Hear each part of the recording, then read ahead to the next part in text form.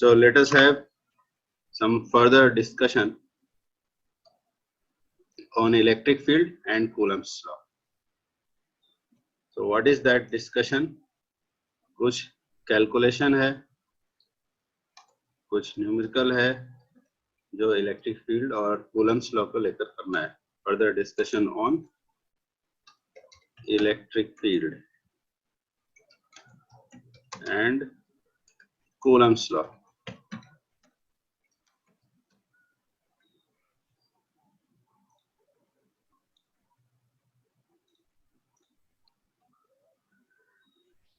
तो हमने पढ़ा था क्या डेफिनेशन के अकॉर्डिंग, इलेक्ट्रिक फील्ड इंटेंसिटी की डेफिनेशन के अकॉर्डिंग हमने पढ़ा था कि electric field at a point is defined as the force acting on unit positive test charge. इसका मतलब कि अगर किसी रीजन में ई इलेक्ट्रिक फील्ड है तो उस रीजन में किसी पॉइंट पर अगर हम एक चार्ज पार्टिकल को रखते हैं, then the charge particle will experience some force, and what will be the value of that force, what will be the direction of that force. So if a charged particle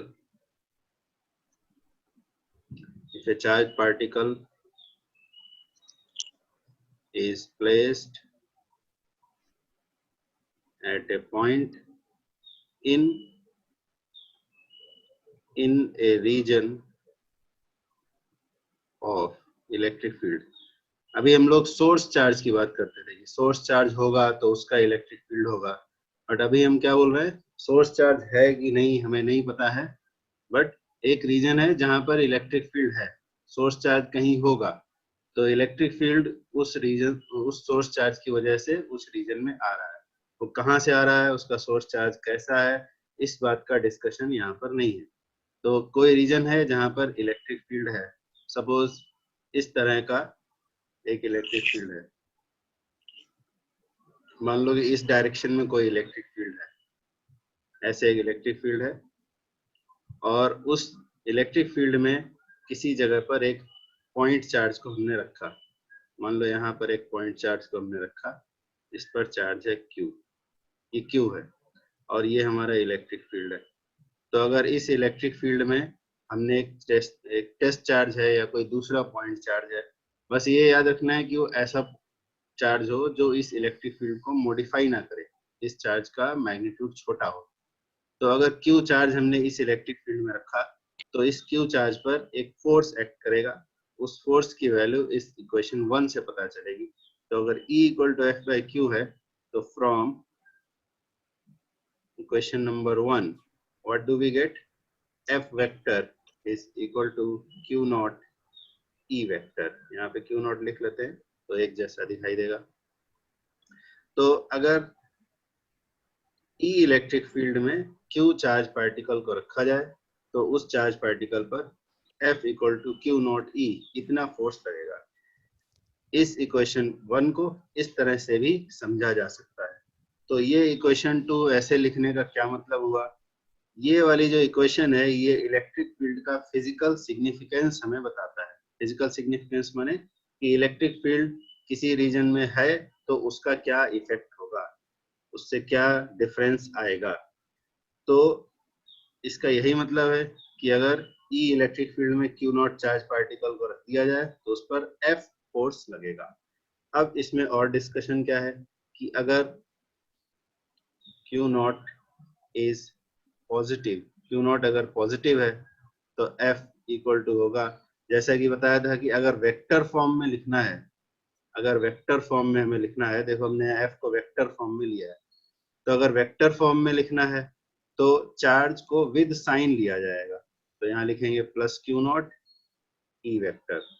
और अगर सिर्फ magnitude लिखते हैं coulomb force का या electric field का तो फिर साइन नहीं लिया जाता है, सिर्फ वैल्यू कितनी है यानी मैग्नीट्यूड ऑफ चार्ज कितना है वो लिया जाता है.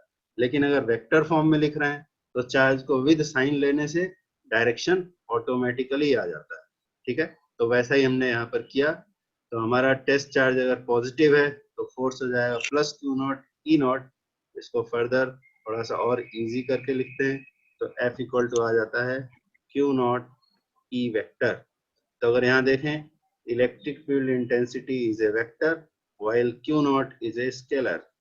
तो वेक्टर में स्केलर मल्टीप्लाई करने से क्या होता है, direction does not change, direction वही रहता है।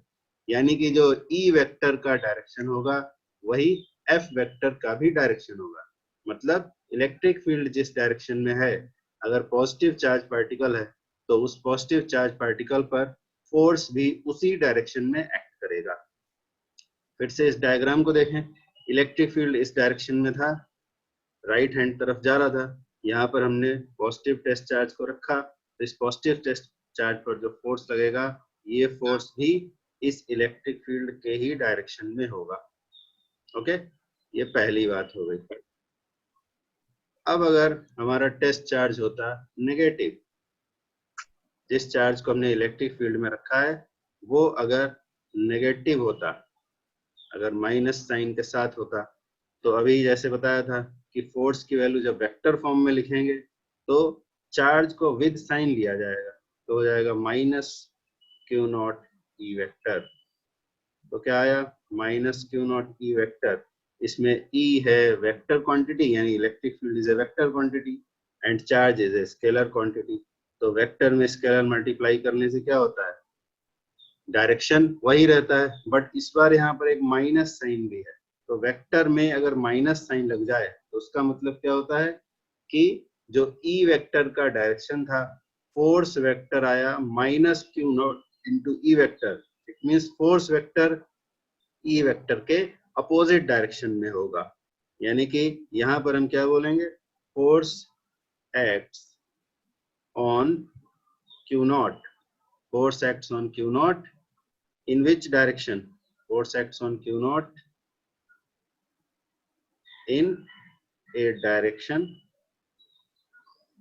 opposite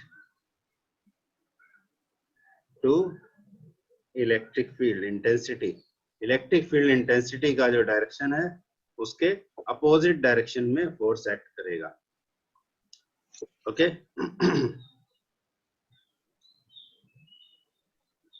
तो क्या डायरेक्शन हो गया फिर, अगर यहाँ पर होगा electric field, suppose electric field is in this direction, electric field इस डायरेक्शन में है, तो इस पर यहाँ जो हम चार्ज पार्टिकल रखेंगे, मान लो हमने चार्ज पार्टिकल यहाँ पर रखा, यहाँ कहीं पर, और इस पर नेगेटिव चार्ज है माइनस क्यू नॉट, ये हमारा इलेक्ट्रिक फील्ड था।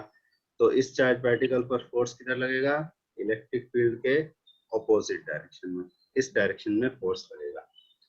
तो ये एक इम्पॉर्टेंट बात है, ये वाली जो बात बताई गई है ये पूरे सिलेबस में बहुत बार सामने आएगी। क्या बात सामने आएगी कि अगर पॉजिटिव चार्ज है तो इलेक्ट्रिक फील्ड के डायरेक्शन में ही फोर्स एक्ट करेगा। F acts on Q not in the direction of electric field. But अगर नेगेटिव चार्ज है तो F acts on Q not in a direction opposite to the electric field. ठीक है, तो इस बात को याद रखना है कि अगर पॉजिटिव चार्ज है then it will experience force in the direction of electric field only, and if the charge particle is negative then it will experience force in the opposite direction of electric field। इस बात को याद कर लो, ये बात बार बार syllabus में आगे आने वाले चैप्टर्स में, इवन लास्ट चैप्टर तक भी ये वाली बात बार बार सामने आएगी कि इलेक्ट्रिक फील्ड है और उसमें चार्ज पार्टिकल है। पॉजिटिव चार्ज पार्टिकल है तो फील्ड के डायरेक्शन में ही फोर्स एक्सपीरियंस करेगा, और नेगेटिव चार्ज पार्टिकल है तो फील्ड के अपोजिट डायरेक्शन में फोर्स एक्सपीरियंस करेगा।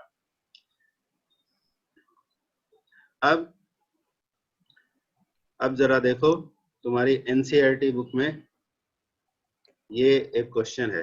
एनसीईआरटी बुक का पेज सबको दिखाई दिया? एनसीईआरटी बुक का पेज सबको दिखाई दिया? Yes, sir. हाँ, ये देखो एग्जाम्पल 1.8, ये वाला जो एग्जाम्पल है एग्जाम्पल 1.8, इस एग्जाम्पल में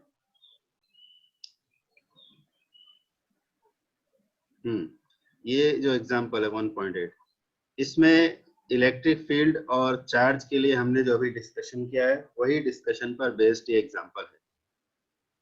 देखें पहले एग्जांपल में क्वेश्चन क्या है। An electron falls through a distance of 1.5 centimetre in a uniform electric field of magnitude this much. The direction of field is reversed, keeping its magnitude unchanged, and a proton falls through the same distance.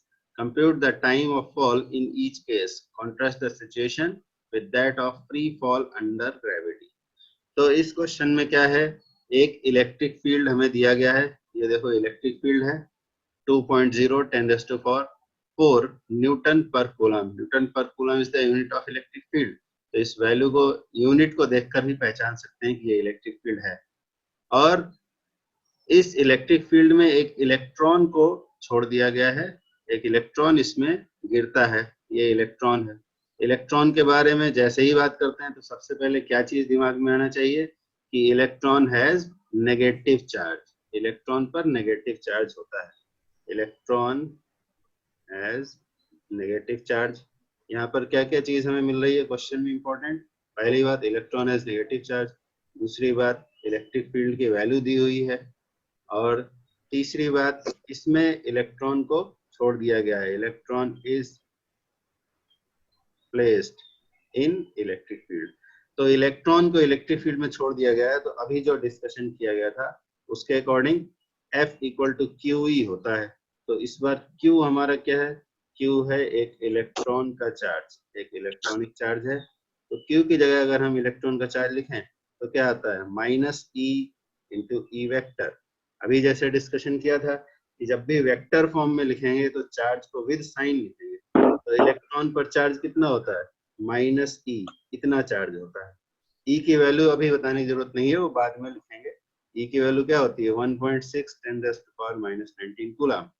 ये electron के charge का magnitude है, और electron पर negative charge होता है, इसलिए हमने यहाँ पर -E लिखा। तो ये जो हमने F equal to -e into capital E लिखा है, इट मीन्स कि यहाँ जो फोर्स की वैल्यू होगी, force acting on the electron will be in which direction? Force acting on electron will be in the opposite direction of the electric field, क्योंकि यहाँ vector के साथ में माइनस साइन लगा हुआ है, दिखाई दे रहा है सबको। So the force acts on the electron in the direction of electric field. कोई बोलो। Opposite to the Yes, Opposite. yes. अगर पॉजिटिव चार्ज होता तो इलेक्ट्रिक फील्ड के ही डायरेक्शन में फोर्स एक्ट करता, बट यहाँ पर नेगेटिव चार्ज है, इसलिए force acts on the electron in the opposite direction of the electric field. Correct. So now see the diagram. ये ए पार्ट जो है डायग्राम का, इसको देखें। इसमें ये प्लस प्लस प्लस यहाँ लिखा है, ये माइनस माइनस माइनस यहाँ लिखा है। ये एक्चुअली क्या है, ये इलेक्ट्रिक फील्ड कैसे जनरेट किया गया है वो बताया गया है। इसको हम लोग आगे और डिस्कशन में पढ़ेंगे, आगे डिटेल में पढ़ेंगे। फिलहाल इतना समझ लो कि एक पॉजिटिवली चार्ज प्लेट है ये, this is positively charged plate. एक प्लेट लिया जिस पर पॉजिटिव चार्ज दे दिया, और ये एक दूसरा प्लेट लिया इधर, ये है negatively charge plate, negatively charge plate. तो एक प्लेट है जिस पर पॉजिटिव चार्ज है और एक प्लेट है जिस पर नेगेटिव चार्ज है। तो पॉजिटिव से इलेक्ट्रिक फील्ड जो निकलता है वो अवे डायरेक्शन में होता है, और नेगेटिव का जो इलेक्ट्रिक फील्ड है वो टुवर्ड्स डायरेक्शन में होता है। ये हम लोग ऑलरेडी कल या परसों क्लास में पढ़ चुके हैं कि अगर पॉजिटिव सोर्स चार्ज है तो electric field will be in the away direction, और अगर नेगेटिव सोर्स चार्ज है इन the direction of electric field will be towards the charge. तो ये जो यहाँ पे ब्लू वाले एरोज दिख रहे हैं, ये एक्चुअली क्या है, ये डायरेक्शन ऑफ इलेक्ट्रिक फील्ड है, ठीक है। और ये पैरेलल और इक्विडिस्टेंट क्यों है, इसका डिस्कशन हम लोग बाद में करेंगे। ओके, तो ये हमारा इलेक्ट्रिक फील्ड है, ब्लू वाले जो एरोज हैं ये इलेक्ट्रिक फील्ड है। इस इलेक्ट्रिक फील्ड में यहाँ पर एक इलेक्ट्रॉन को छोड़ दिया गया है, ये इलेक्ट्रॉन को यहाँ पर ड्रॉप कर दिया गया, ये रहा इलेक्ट्रॉन, ठीक है। तो इलेक्ट्रॉन को जब यहाँ पर रख दिया गया इलेक्ट्रिक फील्ड में, तो इलेक्ट्रिक फील्ड में जब इलेक्ट्रॉन को रखते हैं तो उस पर लगता है फोर्स। ये देखो इधर डिस्कशन हुआ था कि अगर इलेक्ट्रॉन को इलेक्ट्रिक फील्ड में रखा तो इस पर इतना फोर्स लगेगा minus E into E, where small e is the charge of the electron and capital E is the electric field. तो ये फोर्स एक्ट करेगा और ये फोर्स इलेक्ट्रिक फील्ड के अपोजिट डायरेक्शन में होगा। तो देखो यहाँ पर जब हमने इलेक्ट्रॉन को छोड़ दिया तो इस पर फोर्स एक्ट करेगा इधर इलेक्ट्रिक फील्ड के अपोजिट डायरेक्शन में। तो ये ब्लू वाले एरोज हैं इलेक्ट्रिक फील्ड, तो इलेक्ट्रॉन पर फोर्स इलेक्ट्रिक फील्ड के अपोजिट डायरेक्शन में यानी इस तरफ एक्ट करेगा। ये हो गया direction of force. Clear? Clear है कि नहीं? Yes sir. हाँ, समझ में आ रहा है सबको? इंपॉर्टेंट डिस्कशन है ये, पूरे सिलेबस में बार बार ये चीज आएगा कि इलेक्ट्रिक फील्ड है और उसमें एक चार्ज पार्टिकल को छोड़ा गया है। ठीक है, तो यहाँ पर इलेक्ट्रॉन था, तो इलेक्ट्रॉन पर इलेक्ट्रिक फील्ड के अपोजिट डायरेक्शन में फोर्स लगता है because electron has negative charge. तो ये इलेक्ट्रिक फील्ड में इलेक्ट्रॉन को छोड़ा और इस डायरेक्शन में फोर्स लगने लगा। इसी बात को कुछ और इजी तरह से भी बोला जा सकता है, बट हम उस बात को नहीं बोलेंगे कि तुम याद रखो। तुम इस बात को याद रखो कि इलेक्ट्रिक फील्ड के अपोजिट डायरेक्शन में फोर्स लगेगा नेगेटिव चार्ज पर, और पॉजिटिव चार्ज है तो इलेक्ट्रिक फील्ड के सेम डायरेक्शन में लगेगा। दूसरी बात जो बोलना है इजी वाली, ऐसे याद कर सकते हैं कि इलेक्ट्रॉन पर नेगेटिव चार्ज है, इधर प्लेट पर नेगेटिव चार्ज है तो वो उसको रिपेल करेगा। इलेक्ट्रॉन पे नेगेटिव चार्ज है, इधर पॉजिटिव चार्ज प्लेट है तो ये प्लेट इस इलेक्ट्रॉन को अट्रैक्ट करेगा। ऐसा भी बोल सकते हैं, but that is not a better way to learn this. Better way यही है कि तुम इलेक्ट्रिक फील्ड के अकॉर्डिंग याद करो कि किस डायरेक्शन में चार्ज पार्टिकल पर फोर्स लगेगा। Clear? So this is the force due to electric field and its value will be QE vector. Okay? अब सेकेंड केस देखें। सेकेंड केस में क्या है? सेकेंड केस में बोला गया है the direction of field is reversed keeping its magnitude unchanged and a proton falls through the same distance. अब इलेक्ट्रिक फील्ड का डायरेक्शन चेंज कर दिया। डायरेक्शन कैसे चेंज करेंगे? जो अपर प्लेट था उसको पॉजिटिव चार्ज कर दिया और जो लोअर प्लेट था उसको नेगेटिव चार्ज कर दिया। तो अब डायरेक्शन ऑफ इलेक्ट्रिक फील्ड किधर से हो गया? पॉजिटिव से अवे और नेगेटिव के लिए टुवर्ड्स। तो डायरेक्शन ऑफ इलेक्ट्रिक फील्ड ये हो गया। यहाँ पर ब्लू एरोज बने हुए हैं, यहाँ से पता चल जाता है कि ये डायरेक्शन ऑफ इलेक्ट्रिक फील्ड है। और इसमें एक पॉजिटिवली चार्ज पार्टिकल यानी कि प्रोटॉन को छोड़ दिया गया। तो अगर पॉजिटिव चार्ज पार्टिकल होगा तो उस पर प्रोटॉन पर भी ई चार्ज ही होता है बट पॉजिटिव नेचर का होता है। तो प्रोटॉन पर फोर्स कितना हो जाएगा? Small E into capital E, और इधर नेगेटिव साइन नहीं है, means force acting on the proton will be in the same direction as that of the electron. तो यहाँ पर प्रोटॉन को छोड़ा, इलेक्ट्रिक फील्ड डाउनवर्ड डायरेक्शन में था तो प्रोटॉन पर डाउनवर्ड डायरेक्शन में ही फोर्स लगने लगा। ठीक है, तो दोनों डायग्राम को देखकर कोई ये ना समझे कि दोनों ही केस में तो डाउनवर्ड डायरेक्शन में ही फोर्स लग रहा है। तो ऐसा याद करने की जरूरत बिल्कुल नहीं है कि दोनों केस में डाउनवर्ड फोर्स लग रहा है। वो तो इसलिए लग रहा है कि इलेक्ट्रिक फील्ड का डायरेक्शन भी चेंज कर दिया। अगर इलेक्ट्रिक फील्ड का डायरेक्शन पहले के जैसा ही रखते तो ऐसा नहीं होता। समझ में आ रही है बात? तो ये एग्जाम्पल है इलेक्ट्रिक फील्ड के फिजिकल सिग्निफिकेंस को समझाने के लिए कि यानी कि इलेक्ट्रिक फील्ड में चार्ज पार्टिकल को रख दें तो चार्ज पार्टिकल पर उस इलेक्ट्रिक फील्ड का क्या इफेक्ट होगा। और सिर्फ इलेक्ट्रिक फील्ड का ही इफेक्ट नहीं होगा, इस बात का भी इफेक्ट होगा कि चार्ज पार्टिकल पर नेचर ऑफ चार्ज कैसा है, पॉजिटिव है या नेगेटिव। ठीक है, और बाकी इसमें कैलकुलेशन है, न्यूमेरिकल वैल्यूज दिए हुए हैं, इलेक्ट्रिक फील्ड का वैल्यू दिया है, डिस्टेंस दिया है और इलेक्ट्रॉन का चार्ज, प्रोटॉन का चार्ज, ये सारी वैल्यूज यूज करके फर्दर जो भी इसमें कैलकुलेशन है वो करना तुम्हारा काम है। ठीक है, और इसमें एक लास्ट में लिखा compute the time of fall in each case, contrast the situation with that of free fall under gravity. तो ग्रेविटी का क्या इफेक्ट होगा वो यहाँ पर बताना है। तो ग्रेविटी का इफेक्ट क्या होगा? डाउनवर्ड डायरेक्शन में ग्रेविटेशनल फोर्स भी, इलेक्ट्रॉन का मास है 10⁻³ रेंज और प्रोटॉन का मास है 10⁻⁻, विच रेंज? -27 रेंज में है। तो अगर कंपेयर करना है, ये देखो यहाँ पर क्या किया गया, यहाँ पर देखें इस पेज में सी हियर। हाँ दिखाई दिया सबको, एनसीईआरटी बुक का पेज दिखाई दिया। Yes. तो Yes, sir. इलेक्ट्रोस्टैटिक फोर्स के कारण एक्सेलरेशन ऑफ द पार्टिकल क्या होगा, A equal to F by M. तो F कितना होगा, QE बाई एम। तो QE बाई एम किया, QE m सबकी वैल्यू डालेंगे तो यहाँ पर एक्सेलरेशन की वैल्यू आ जाएगी in metre per second square. ठीक है, और ये क्या किया है, ये टाइम कैलकुलेट किया है कि दोनों प्लेट्स के बीच में जाने में टाइम कितना लगेगा।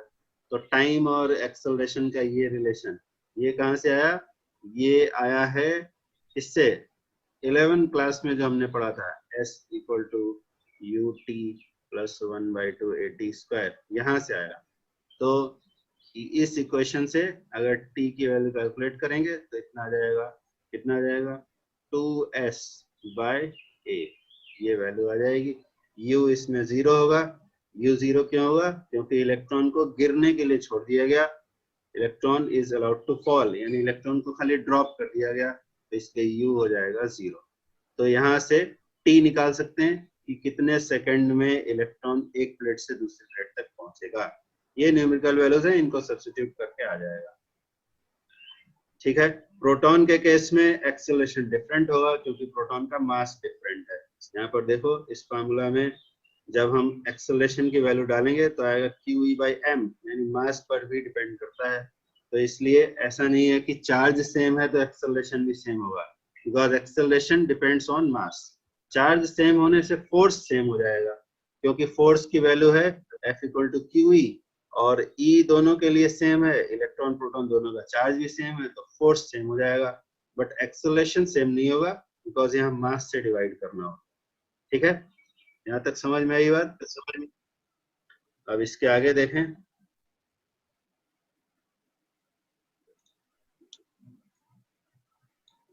तो ये तो हो गया एक्सेलरेशन।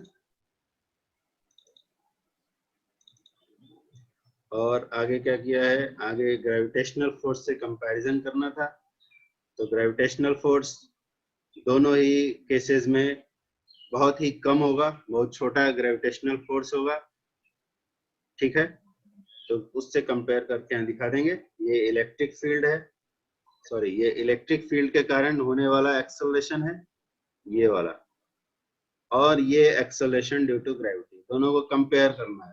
तो कंपैरिजन में बता देंगे, ये एक्सेलरेशन 10⁻12 है और ये जस्ट 9.8 है, या इसको 10 भी बोल सकते हैं सिंप्लिसिटी के लिए, 10 मीटर पर सेकंड स्क्वायर। और यहाँ जो एक्सेलरेशन आ रहा है 1.9 10⁻12 मीटर पर सेकंड स्क्वायर। तो कंपैरिजन से बता सकते हैं कि एक्सेलरेशन ऑफ प्रोटॉन और electron due to electric field is much higher than that due to acceleration due to gravity. तो इस एग्जांपल में इसीलिए एक्सेलरेशन ड्यू टू ग्रेविटी को इग्नोर कर दिया गया है। देखते हैं यहाँ लास्ट लाइन में लिखा है, thus the effect of acceleration due to gravity can be ignored in this example। तो ऐसे वाले जो एग्जाम्पल और कैलकुलेशंस होते हैं जहां पर ये इलेक्ट्रॉन प्रोटॉन और उनकी स्पीड्स को कंपेयर करना होता है, एक्सेलरेशन कंपेयर करना होता है, तो वहां पर एक्सेलरेशन ड्यू टू ग्रेविटी को इग्नोर कर देते हैं क्योंकि इसकी वैल्यू बहुत ही छोटी आती है। अब आगे देखें नेक्स्ट एग्जांपल, ये वाला एग्जांपल 1.9। इस एग्जांपल में देखो ये प्रिंसिपल ऑफ सुपरपोजिशन पर बेस्ड है। 2 point charges Q1 Q2 of magnitude this, ये 2 पॉइंट चार्जेस हैं, ये Q1 ये Q2, ये डिस्टेंसेस दिए हुए हैं और तुम्हें बताना है डिफरेंट पॉइंट्स पर इलेक्ट्रिक फील्ड की वैल्यू क्या होगी। तो जैसे उस दिन डिस्कशन किया था कि इलेक्ट्रिक फील्ड भी प्रिंसिपल ऑफ सुपरपोजिशन को फॉलो करता है। तो इलेक्ट्रिक फील्ड क्या होगा, डिफरेंट पार्टिकल्स से मिलने वाले इलेक्ट्रिक फील्ड का वेक्टर सम होगा। तो ए बी सी 3 पॉइंट्स पर इलेक्ट्रिक फील्ड की वैल्यू बतानी है। तो ए बी सी 3 पॉइंट्स क्या हैं, ये रहा तुम्हारा ए, ये रहा बी, ये है बी, ये बी और ये सी। इन पॉइंट्स पर इलेक्ट्रिक फील्ड की वैल्यू बतानी है यूजिंग प्रिंसिपल ऑफ सुपरपोजिशन। तो यूजिंग प्रिंसिपल ऑफ सुपरपोजिशन कैसे बताओगे, ए पॉइंट को देखो, ये ए पॉइंट है, तो ए पॉइंट पर दोनों चार्ज पार्टिकल्स का इलेक्ट्रिक फील्ड क्या होगा पहले वो देखना होगा। तो दोनों चार्ज पार्टिकल्स का इलेक्ट्रिक फील्ड ए पॉइंट पर देखें क्या होगा। पॉजिटिव चार्ज की वजह से जो इलेक्ट्रिक फील्ड होता है, electric field due to positive charge is away from the charge, और नेगेटिव के लिए क्या होता है, टुवर्ड्स द चार्ज। तो अगर ए पॉइंट पर देखें तो प्लस Q1 का इलेक्ट्रिक फील्ड देखो इधर ए पॉइंट पर किधर होगा, पॉजिटिव चार्ज यहाँ है, पॉजिटिव से अवे डायरेक्शन में यानी इधर की तरफ आया, इसको हमने कह दिया E1। और ये नेगेटिव चार्ज है, इसका फील्ड टुवर्ड्स ए पॉइंट पे देखो टुवर्ड्स द चार्ज, यानी वो भी इसी डायरेक्शन में आ गया E2। तो ए पॉइंट पर जो इलेक्ट्रिक फील्ड होगा उसको EA हमने कह दिया। तो दोनों क्योंकि सेम डायरेक्शन में है इसलिए वेक्टर थ्योरी के अकॉर्डिंग दोनों इलेक्ट्रिक फील्ड वेक्टर एक ही डायरेक्शन है, इसलिए नेट इलेक्ट्रिक फील्ड ए पॉइंट पर क्या होगा, दोनों ऐड हो जाएंगे, सिंपली ऐड हो जाएंगे, क्योंकि इलेक्ट्रिक फील्ड वेक्टर है और वेक्टर के लिए क्या फार्मूला था, आर वेक्टर का मैग्नीट्यूड क्या था, P square plus Q square plus 2 P Q cos theta. तो यहाँ पर देखो ये है E1, ये है E2 और थीटा कितना है 0 डिग्री है, दोनों सेम डायरेक्शन में।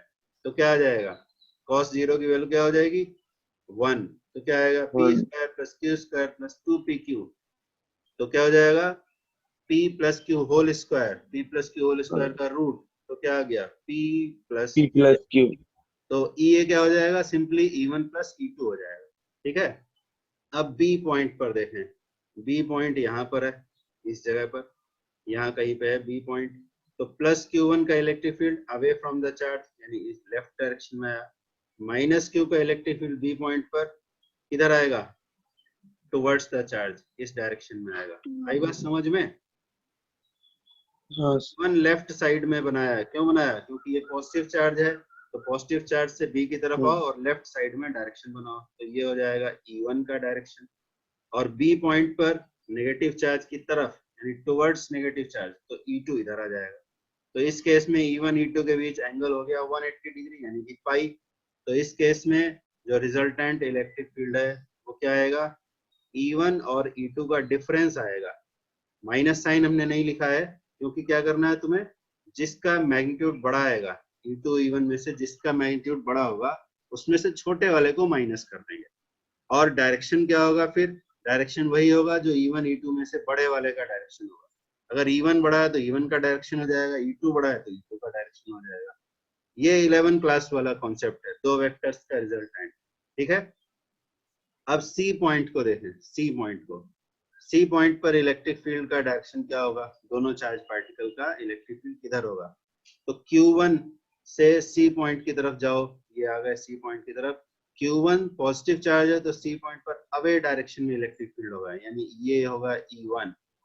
और नेगेटिव वाले से सी पॉइंट की तरफ गए टुवर्ड्स द चार्ज, हमने एरो बनाया तो ये हो गया E2, ये टुवर्ड्स द नेगेटिव चार्ज हो गया। आ रही बात समझ में।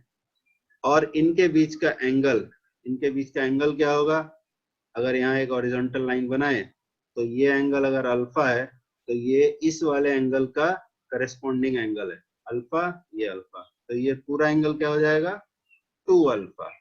ठीक है, तो इस अल्फा एंगल की वैल्यू ज्योमेट्री से पता कर लेंगे, ये सब वैल्यूज दिए हैं ट्रायंगल के साइड्स, तो अल्फा की वैल्यू पता चल जाएगी।